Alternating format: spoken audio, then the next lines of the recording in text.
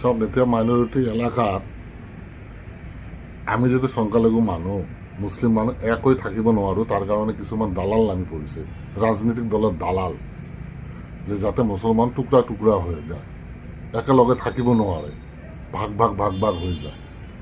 এতিয়া ৰাজনীতিটো অসমত আমাক লৈ হৈ আছে, মানে আমি এটা ফুটবল আমি যে ফুটবল খেলিছিলোঁ, ফুটবল আর কি। এতিয়া আমি ফুটবল ই লতিয়াই এই লাঠি মাৰে, আমি এটা ৰাজনৈতিক দলৰ ওচৰত যাওঁ, আৰ একটা লাত মাৰে আৰ একটা ৰাজনৈতিক দলেৰ ওচৰত যাওঁ, আৰু এটা লাত মাৰে আৰু এটা ৰাজনৈতিক দলৰ তাতে যাওঁ। এতিয়া অসমত আমি আছোঁ 35%।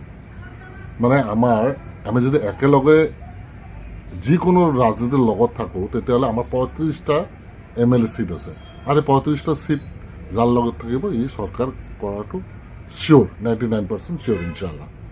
কিন্তু আমি যাতে একেলগে থাকিব নোৱাৰোঁ, 35টা MLA যাতে একেলগে আমি থাকিব নোৱাৰোঁ, যিকোনো ৰাজনৈতিক দলক আমি সমৰ্থন কৰিব নোৱাৰোঁ, যাৰ কাৰণে আমাক টুকুৰা টুকুৰা কৰাৰ কাৰণে এইটো এটা কিন্তু খুব ডাঙৰ পলিচি চলি আছে।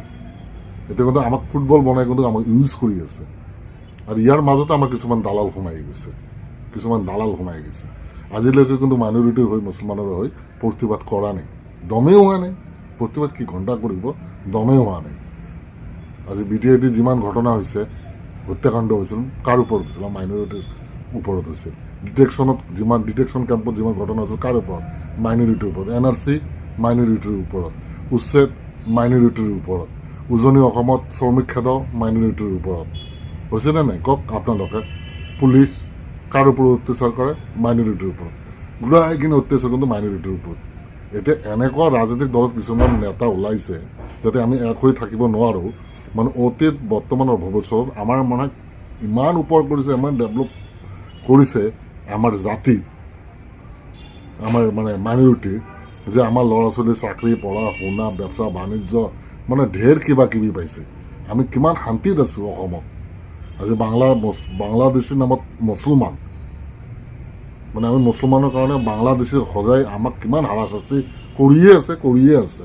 আমাৰ মাদ্ৰাছাৰ ওপৰত কৰি আছে, আমাৰ মছজিদৰ ওপৰত কৰি আছে, আমাৰ আলিম উলিমাৰ ওপৰত কৰি আছে, আমাৰ মুৰব্বীৰ ওপৰত কৰি আছে।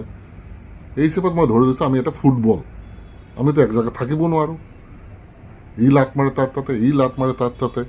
এতিয়া ৰাইজ আপোনালোকে চিন্তা কৰক যে আমাৰ হৈ সংখ্যালঘু বা মাইনৰিটিৰ হৈ কোনে প্ৰতিবাদ কৰিছিল?